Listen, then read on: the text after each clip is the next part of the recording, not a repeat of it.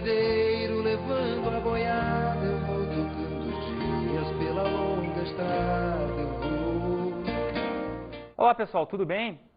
Vocês viram aí essa letra da música aí do Almir Sater, né? Falando da questão agrária, da questão do campo, do boiadeiro, do bucolismo no campo, né? Essa vida no campo.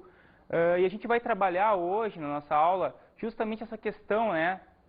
Da agricultura, da pecuária, em relação ao mundo, em relação ao Brasil. Então, o tema da nossa aula de hoje é a agricultura e a pecuária mundial e brasileira. Um tema interessante no sentido de que a humanidade cresceu em termos de agricultura. O homem, desde a pré-história até a história, acabou se sedentarizando, ou seja, ele se localizou em determinado ponto. Ele era nômade, vivia da coleta, migrava. Em determinado momento da história, resolveu se fixar, principalmente a partir da agricultura. A agricultura ela foi a principal responsável pela localização do homem em determinado ponto, né? Escolheu um local, escolheu uma comunidade, criou laços, principalmente a partir desses sistemas agrícolas. E nós veremos os principais sistemas agrícolas. Que tipo de sistemas são esses e que tipo de implicações eu vou ter tanto na agricultura como na vida das pessoas em geral. A agricultura de subsistência. A agricultura de subsistência, além de alimentar boa parte das famílias em países pobres e subdesenvolvidos, também é, em parte, a partir justamente do excedente gerado nessa agricultura, a grande responsável pelo abastecimento nos grandes centros urbanos. Então, boa parte das pessoas que vivem em grandes cidades no Brasil, por exemplo, devem boa parte da sua alimentação a essas famílias que trabalham com a subsistência. Mas o que é essa agricultura de subsistência? Para que serve, né? A agricultura de subsistência nada mais é do que quando uma família tira o seu sustento, né, o proveito da sua alimentação, enfim, das suas necessidades básicas, a partir da agricultura. Ou seja, a partir do emprego, do trabalho do homem, da mulher, do campo, assim como dos seus filhos, eles conseguem tirar os seus alimentos, o leite, né, o milho, o arroz, enfim, todos os alimentos necessários para a sua subsistência, para a sua vida em geral, né, para poder sobreviver.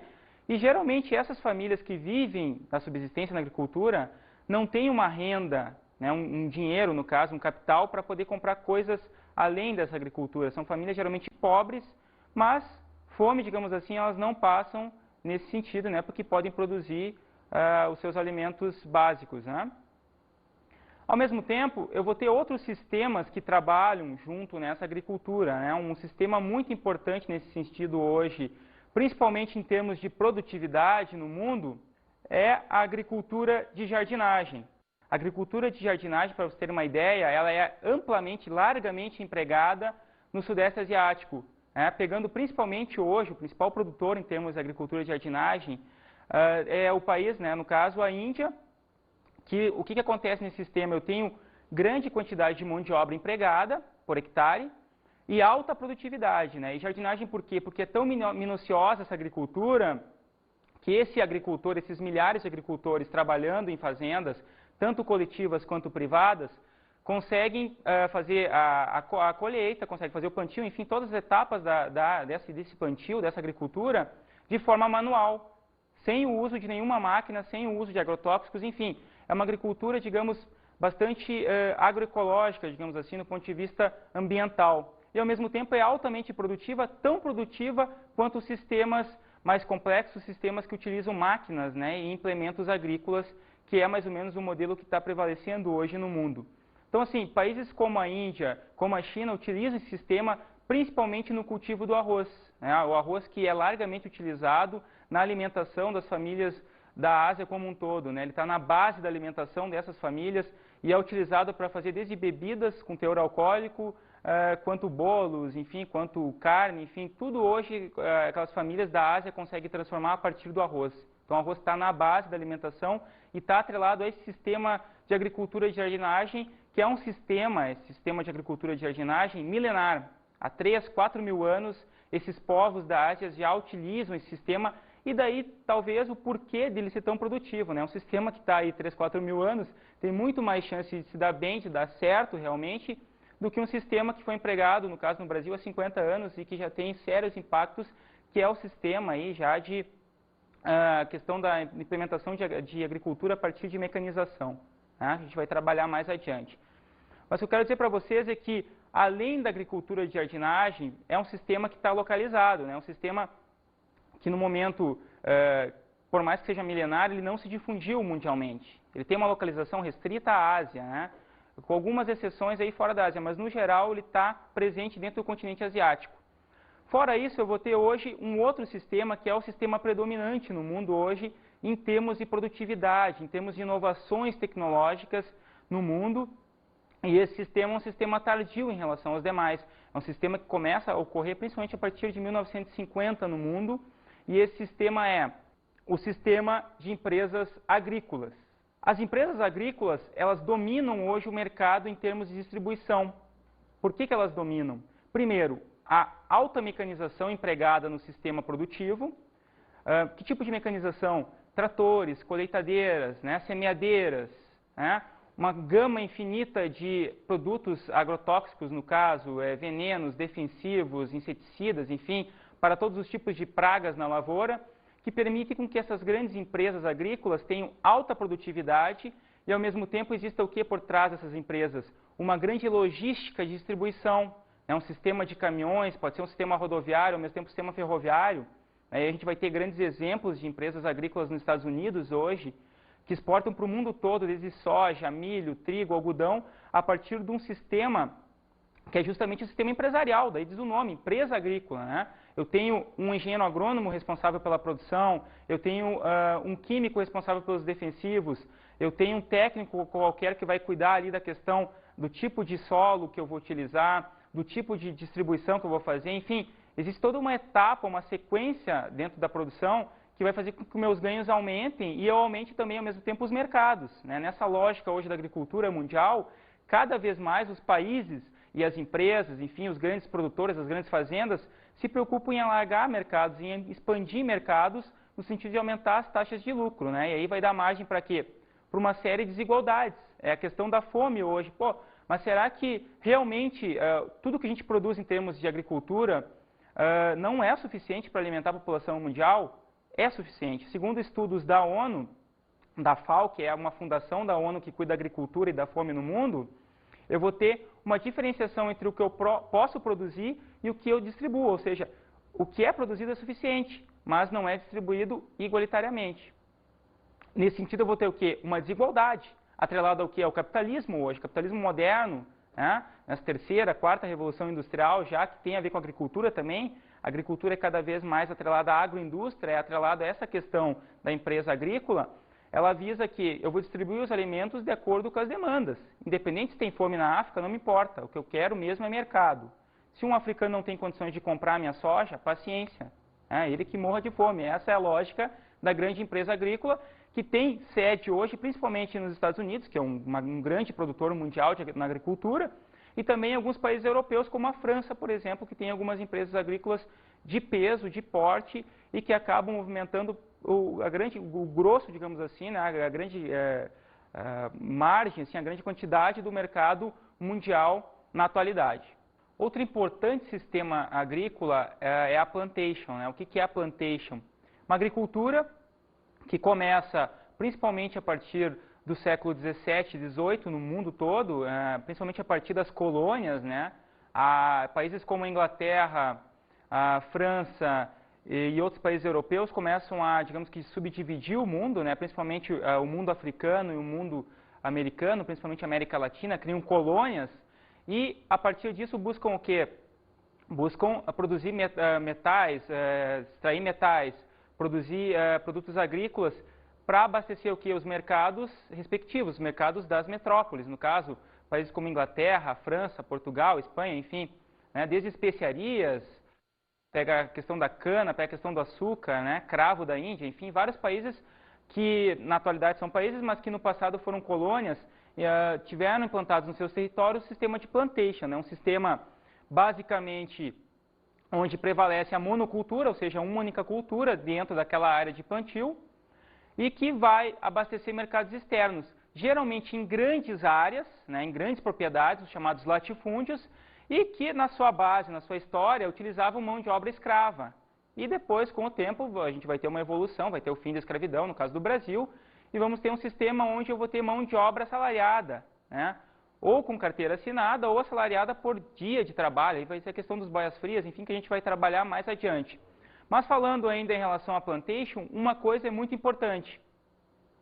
A questão de que hoje no Brasil, por exemplo, que é um grande mercado exportador, né, além de ser um mercado que recebe mercadorias, também é um mercado de exportação, as plantations estão na base da agricultura empresarial. E nesse sentido, elas se aproximam muito da questão da empresa agrícola. Eu posso ter no Brasil uma empresa agrícola que trabalhe no sistema de plantation. Um exemplo clássico, a questão hoje da laranja, né, ou a questão ainda do cacau, que é uma plantation já antiga na história do Brasil, ou a questão da cana-de-açúcar, são plantations tradicionais.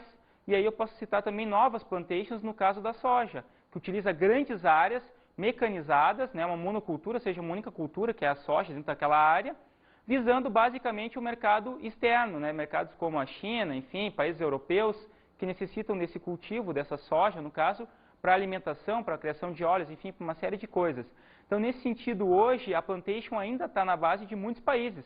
E o Brasil depende muito da plantation e o próprio governo hoje, o governo federal, ele necessita, está na pauta de exportações a questão da agricultura, principalmente amparada, baseada na questão das plantations. Vamos ver agora os principais rebanhos mundiais, né?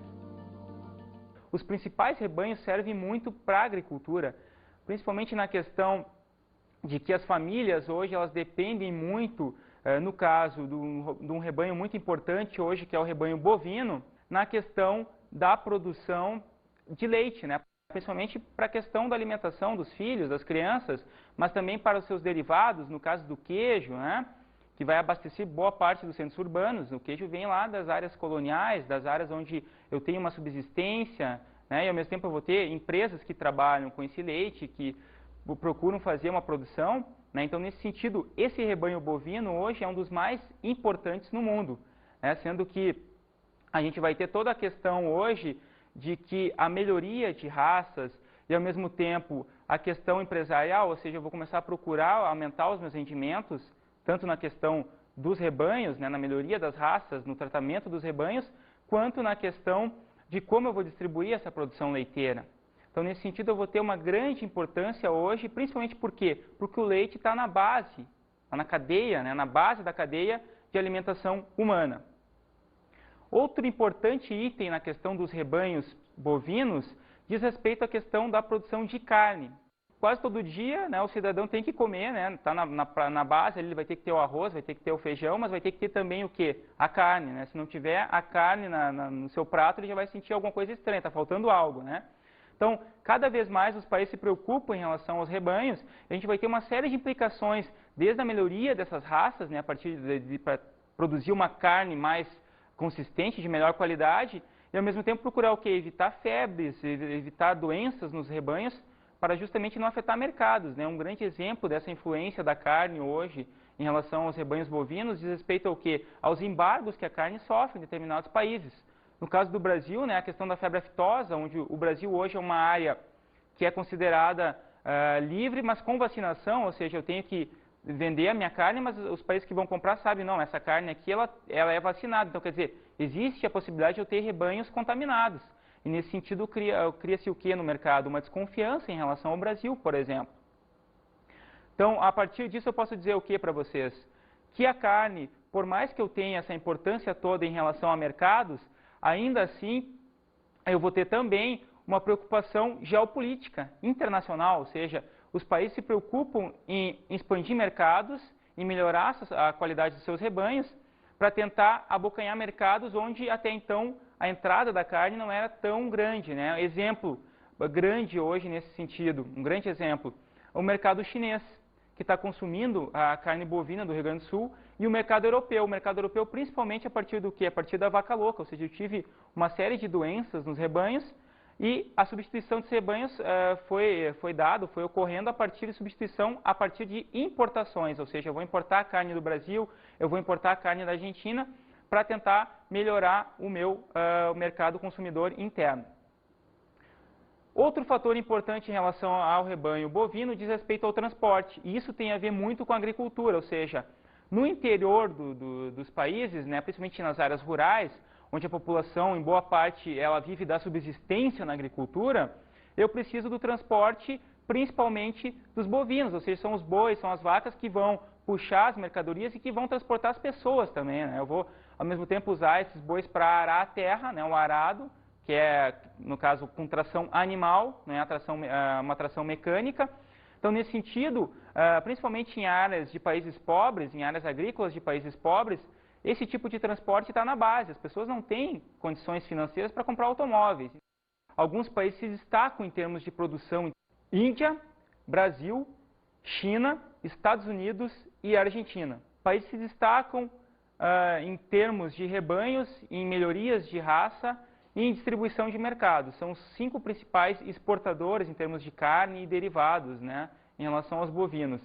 Países que sofrem embargos e implementam embargos em relação aos seus concorrentes, né? Então, esse tipo de disputa hoje em relação a mercados por carne, ele está sendo, digamos que, direcionado, está sendo pelo menos conduzido pela Organização Mundial do Comércio. É interessante, a agricultura está entrando na pauta da Organização Mundial do Comércio, porque principalmente esses 5 países, ao mesmo tempo que tentam ampliar seus mercados, tentam ao mesmo tempo impedir o mercado dos outros.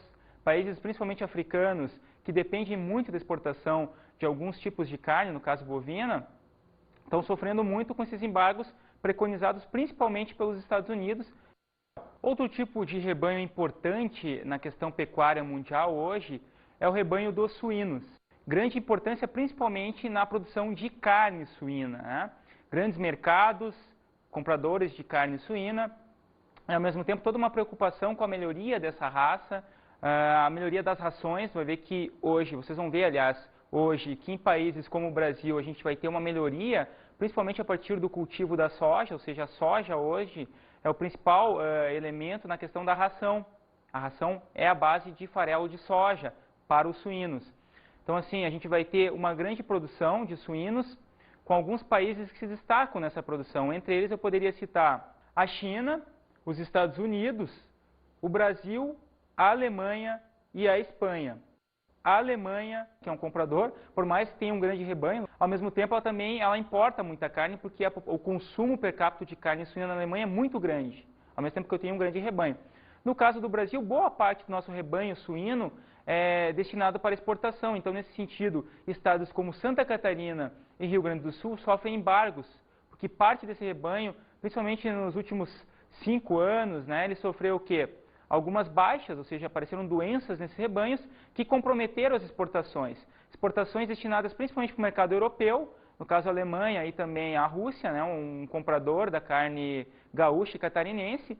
E aí acontece o que? O Brasil teve que, a partir dos seus diplomatas, seus políticos, né, senadores, deputados, enfim, governadores, correr atrás dessa questão, né, e tentar mostrar para esses mercados compradores, né, no caso europeu, que a carne gaúcha, no caso, e catarinense, tem qualidade, os rebanhos estão tendo melhorias nas raças, né?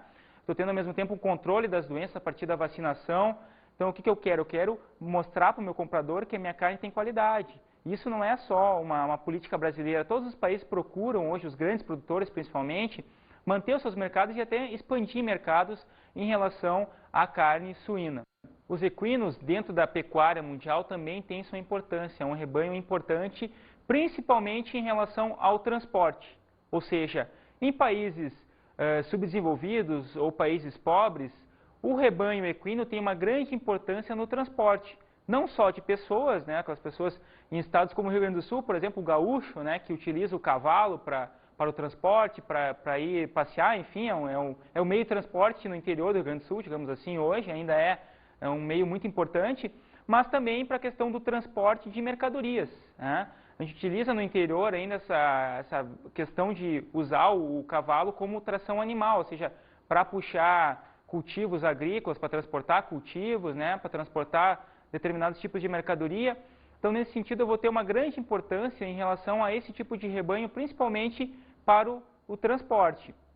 Não vou dizer que não existe a questão da carne, isso é interessante, entra na questão cultural. Alguns países consomem carne equina. Vou dar um exemplo, a França.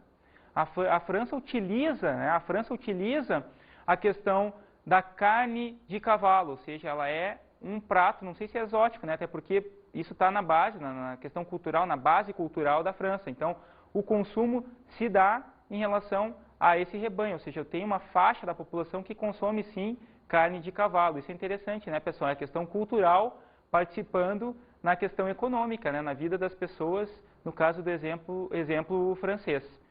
Então, nesse sentido, a gente vai ter alguns países que têm grandes rebanhos de equinos, né? Quais seriam esses países hoje? China, Brasil, México, Estados Unidos e Argentina. São países que buscam também a questão da melhoria das raças. Nos Estados Unidos tem a questão do transporte? Tem. Mas espera aí, professor. Os Estados Unidos é um país, no caso, que tem um sistema de transporte, no caso, que não utiliza a questão da tração animal mais, mas tem também a questão da melhoria das raças para a venda, né? A gente vai ter a exportação desses animais que vão ser utilizados, no caso, um exemplo clássico, para a corrida. Isso é interessante, né? Corrida de cavalos. É um mercado também, e isso está atrelado à economia, ou seja, se eu posso vender isso não apenas para o transporte, esse tipo de rebanho, mas também para um divertimento, no caso, uma corrida de cavalos, é válido. Então, esses países estão buscando a melhoria. O Brasil é um país que tem excelentes raças, né? Boa parte delas que vieram de fora, ou seja, foram introduzidas no país aí, a partir de países como a Índia, a partir de países europeus, e foram adaptadas ao clima brasileiro. Então, hoje, o rebanho de equinos do Brasil é importante, vocês estão vendo, aliás, isso, né? Que no caso do Brasil e da China, eles aparecem em quase todos os tipos de rebanho, né? Os principais, pelo menos hoje, desde os bovinos, os equinos, né? Os suínos, são países que se destacam, são grandes produtores de vários tipos de rebanho em relação ao mundo. Brasil, uma potência agrícola, né? É uma potência porque produz em larga quantidade, visando muito, né, aliás, a questão do mercado externo. Cultivos como a soja, cultivos como o trigo, enfim, cultivos como o milho, como o algodão, como a laranja, fazem do Brasil uma potência agrícola respeitada internacionalmente. Não é por nada que o Brasil e mais 20 países, aí, ou 19 países no caso, criaram um grupo chamado G20, que busca basicamente melhorar a questão das exportações, dos embargos sofridos. O Brasil sofre muitos embargos em relação aos cultivos agrícolas. E isso é prova de que o Brasil tem liderança nesse grupo, é um dos líderes do G20. Prova do que? Prova, na verdade, que o Brasil é uma potência já há mais de 50 anos, porque começa com a mecanização, esse fator, mas ao mesmo tempo vai trazer o quê? Vai trazer uma nova face em relação à agricultura. São as chamadas faces da modernização agrícola. Mecanização versus êxodo rural. Ou seja, a partir de 1950, quando começa a mecanização no Brasil, com empresas basicamente de capitais norte-americanos, empresas fabricantes de tratores, de colheitadeiras, de insumos agrícolas, né, os venenos agrotóxicos, eu começo a ter uma expulsão do trabalhador do campo, o chamado êxodo rural, migrando principalmente para onde? Para as grandes cidades, para as grandes metrópoles brasileiras, cidades que hoje, boa parte delas tem mais de 1 milhão de habitantes. Boa parte desse 1 milhão de habitantes, no caso, oriundos da onde? Do meio rural. Pessoas que deixaram de ter necessidade para o trabalho do campo. Essas pessoas não importavam mais para o grande capital. Antigamente eu tinha o quê? Eu tinha 100, 200 empregados numa lavoura, né, de soja, no caso, ou de trigo, ou de milho. Hoje eu posso ter apenas uma dessas pessoas pilotando, né, ou manobrando uma colheitadeira ou um trator. Eu não preciso mais ter 100 trabalhadores. Então eu vou acabar de alguma forma expulsando esse trabalhador do campo para a cidade e vou gerar ao mesmo tempo problemas na cidade, porque a cidade não estava preparada para receber todo esse contingente de mão de obra, de pessoas oriundas do campo. Ao mesmo tempo, então, eu vou ter esse duelo, né, entre uma modernização agrícola, uma mecanização a partir de 1950, associada a êxodo rural e que vai, em muito, né, está associada à estrutura agrária brasileira, a estrutura de tipos de terra, tipos de propriedade, donos da terra, quem são as grandes empresas que fazem uma cooperação em relação a esses mercados, né? Ou seja, eu vou acabar criando uma logística de mercado para a distribuição dos meus produtos e vou pensar principalmente no aumento da produtividade e não na questão do trabalho, na questão da inclusão social, por exemplo, dos trabalhadores rurais. Os principais produtos agrícolas hoje, no caso do mercado brasileiro, são a soja, o arroz, café, cana-de-açúcar e o cacau. As principais regiões produtoras desses cultivos, no caso, estão concentradas principalmente no centro-sul do país. A gente vai pegar aí a questão do Rio Grande do Sul como berço, no caso da soja, e grande produtor de arroz também. Vou pegar o estado de Santa Catarina, Paraná, uma parte do estado de São Paulo, que trabalha com esses cultivos, e principalmente hoje, o grande produtor em termos de soja e também em trigo, também está crescendo, e arroz, é o estado do Mato Grosso. Também vou ter um destaque assim, em outros estados do Centro-Oeste, como Goiás, Mato Grosso do Sul. Então, assim, eu vou ter a produção hoje limitada a essa faixa aí, centro-sul do Brasil, né, onde eu tenho os maiores cultivos, as maiores áreas, as grandes empresas também produzindo, e eu vou ter grande exportação a partir de alguns portos, como Paranaguá, no Paraná, e Rio Grande, no Rio Grande do Sul. A primeira indústria de soja do Brasil foi em Santa Rosa, Rio Grande do Sul. Mais ou menos em 1928 foram introduzidas variedades para pesquisa já mais industrial, comercial, em torno de 60 variedades. E por muito tempo o Rio Grande do Sul foi o primeiro produtor. Entre 1996 e 1999 o Paraná passou a condição de primeiro produtor e na sequência, a partir de 2000, Mato Grosso, né? No Centro-Oeste, a soja iniciou mais ou menos em meados da década de 70, 77, existem registros de soja já numa área maior. Em 1980, no Centro-Oeste, tinha 1.200.000 hectares de soja. E agora, para a safra próxima, 2004-2005, aproximadamente 10.300.000 é estimado pelo IBGE. Então, por que a soja expandiu no Centro-Oeste?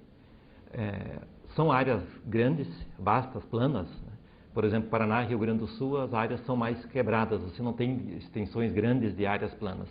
E no Brasil Central, na região Centro-Oeste, essas áreas planas, elas facilitam a mecanização e dá um rendimento maior de máquina. Então isso causa também a procura por inovação tecnológica. Existem institutos de pesquisa na região que trazem cada vez variedades melhores, variedades mais produtivas, adaptadas à região, porque a condição do Brasil Central não é a mesma condição aqui do Sul, não são as mesmas variedades. Então hoje existe pesquisa, existe variedades já adaptadas, né? Está expandindo o plantio direto na região. Outro item de nossa aula de hoje, do Brasil e a sua estrutura fundiária e movimentos sociais do campo. A partir de 1950, quando eu tenho justamente essa questão da mecanização e com essa expulsão, eu vou começar a ter a formação de uma espécie de exército de mão de obra de reserva, ou seja, pessoas que não têm mais ocupação, mas que ainda assim mantêm aquela identidade do campo, né? Aquela identidade bucólica, aquela vida campeira, né? Aqueles hábitos que foram construídos historicamente pelos seus antepassados e que de alguma forma mantêm a minha identidade viva, eu não posso abandonar o campo. Bom, se essas pessoas não têm como se manter mais no campo, se elas não têm mais a propriedade ou se elas não têm mais o emprego do campo, o que elas vão fazer? Elas vão procurar criar algumas associações. No caso do Brasil, eu vou ter, a partir dessa estrutura fundiária altamente concentradora, né, o chamado latifúndio, que ainda prevalece no Brasil e detém boa parte da grande área agricultável do país, a formação de grupos que lutam pela posse da terra, que lutam pelo direito de ter um pedaço de terra, né?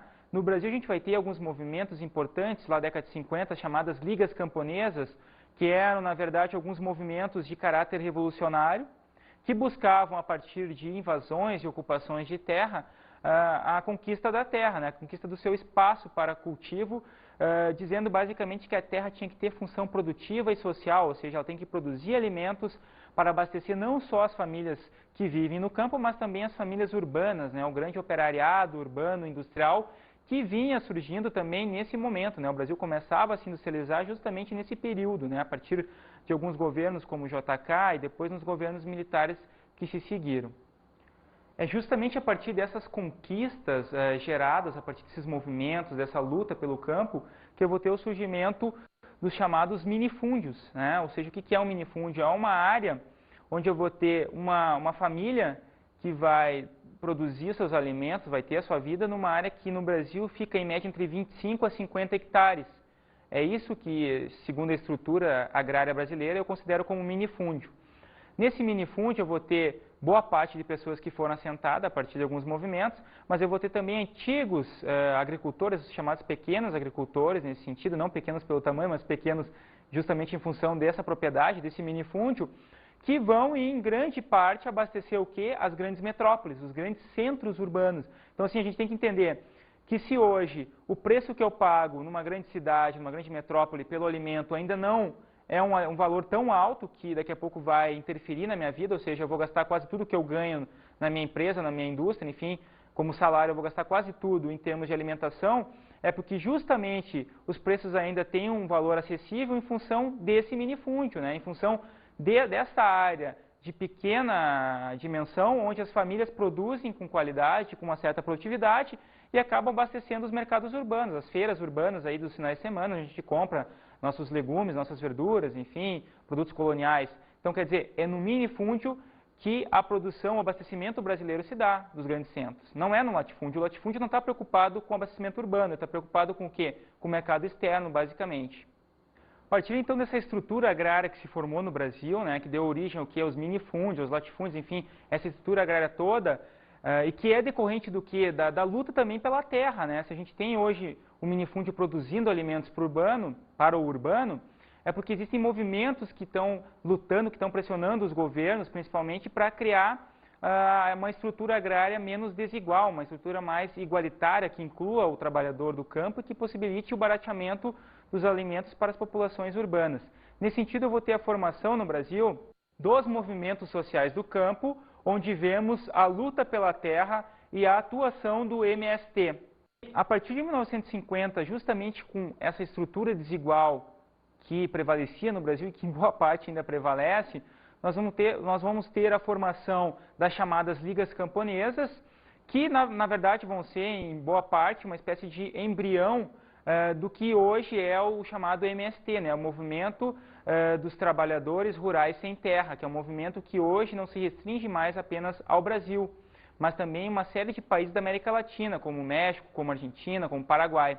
Movimento que hoje já é internacional e que começou aqui no Brasil justamente nesse período onde os governos militares, digamos, de alguma forma, tentaram criar uma estrutura chamada de Estatuto da Terra, onde diziam que iriam fazer, no caso, uma reforma agrária, que na verdade ficou apenas no papel.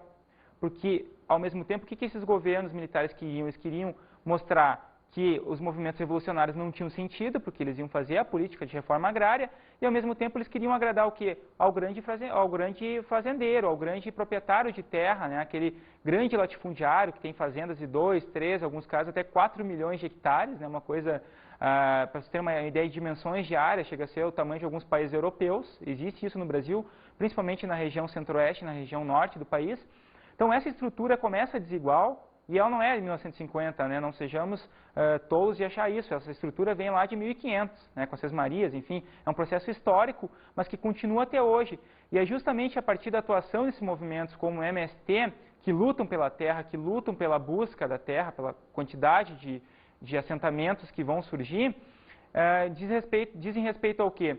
A procura da terra para tentar sanar a questão da função social da terra, isso está no Estatuto da Terra, naquela Constituição que os militares criaram, que é o quê? Produzir alimentos para sustentar as famílias do campo e também as famílias urbanas, ou seja, a função da terra é produzir alimentos e caso não ocorra essa produção, essa propriedade tem que ser desapropriada, ela tem que ser desocupada e no lugar dessa antiga propriedade eu tenho que criar o quê? Alguns assentamentos rurais, assentamentos coletivos, onde a produção é coletiva, onde as casas existem em lotes, mas ao mesmo tempo a produção é coletiva, ela é vendida por uma cooperativa que é criada junto aos agricultores, né, os assentados. Então, assim, ao mesmo tempo eu tenho esses movimentos batalhando pela terra, mas eu tenho também os fazendeiros, que não querem ceder suas terras, alegando que elas são produtivas. Então eu crio um embate, eu tenho ao mesmo tempo o governo tentando criar algumas políticas de reforma agrária, políticas até certo ponto ainda tímidas, né? Elas não conseguem suprir a demanda de pessoas que vivem perambulando no campo, que não têm ocupação, que não têm renda, que não têm a propriedade. Então, nesse sentido, deve haver hoje, eu acho que está na pauta, né, dos governos, a questão da melhoria em relação à reforma agrária, ou seja, fazer uma reforma eficiente E eu acho que nenhum país do mundo ainda conseguiu fazer uma reforma eficiente. Por quê? Porque a estrutura da sociedade ela é desigual. Existem pessoas que não querem abrir mão da propriedade da terra, e a propriedade da terra, tanto urbana quanto rural, está na base da Constituição, né? É um direito que as pessoas têm. Né? Então, tu não pode justamente ceifar esse direito, tu tem que passar pela Constituição, seguir a legislação, seguir o direito, né? Para não criar conflitos, né, agrários, no caso do Brasil. E finalizando, vamos ver a biotecnologia e suas implicações. A partir da melhoria das raças, né, melhoria genética de raças, melhoria das sementes, basicamente a biotecnologia busca, a partir dessa melhoria de raças e de sementes, aumentar a oferta de produtos. Esse é o discurso de grandes empresas como a Monsanto, né? Eu vou melhorar as raças, as sementes, para poder abocanhar mercados e mostrar que a fome no mundo vai ser exterminada, vai acabar. A gente sabe que no fundo não é isso, porque é uma questão econômica. Nesse sentido, vemos então as implicações políticas do uso de transgênicos. Mas será que todo mundo sabe o que é um transgênico, o que é um alimento transgênico? Vamos ver uma enquete na rua aí mostrando qual é a opinião da população em relação a esse assunto. Roda aí, pessoal.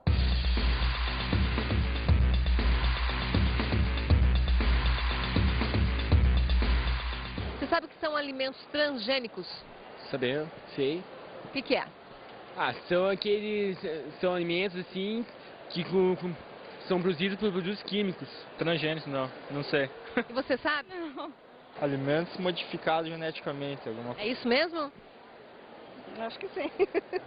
Não. Já ouviu falar? Já. Mas não sabe definir o que é? Não. O que é isso? Não. Vocês viram aí, né? Nem todo mundo sabe o que significa um alimento transgênico, o que é a transgenia, afinal, né? Então, assim, a gente vai ter implicações políticas desse uso de transgênicos. Alimentos que têm alteração genética, pode ser uma semente, pode ser uma melhoria de uma raça animal, né? Um rebanho bovino. Isso tem implicações, porque altera a estrutura dessa semente ou desse animal, e eu não sei que implicações vai ter isso na minha alimentação, na alimentação dos humanos. Então, assim, eu vou ter países que querem produzir, países que não querem produzir. Eu vou ter, dentro dos países, alguns movimentos sociais são contrários, por exemplo, o MST, algumas ONGs ambientalistas no Brasil. Então, eu vou ter uma série de embates em relação a esse tipo de assunto que está na pauta hoje, que é a transgenia. Um assunto polêmico e que, nesse sentido, eu vou ter o quê? Eu vou ter uma implicação no território a partir da estruturação dessa produção. O Brasil é um país que não tem a produção liberada, e muitos países não têm. O Brasil tem uma medida provisória que liberou o cultivo de soja transgênica no Rio Grande do Sul, por exemplo. Então, assim, são implicações políticas que mostram que é um assunto extremamente difícil de ser tratado, que trata com a vida das pessoas e que ainda não tem uma solução definida para os próximos meses e para o futuro.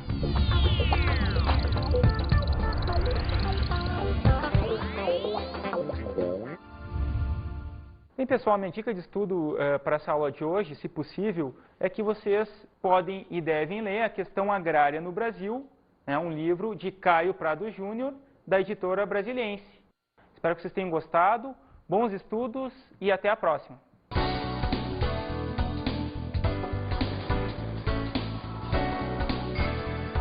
Na aula de hoje estudamos a agricultura e pecuária mundial e brasileira. Implicações das estruturas agrárias, os rebanhos, né?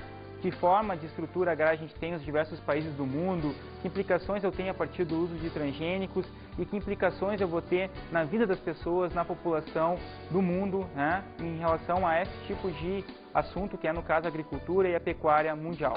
Bons estudos!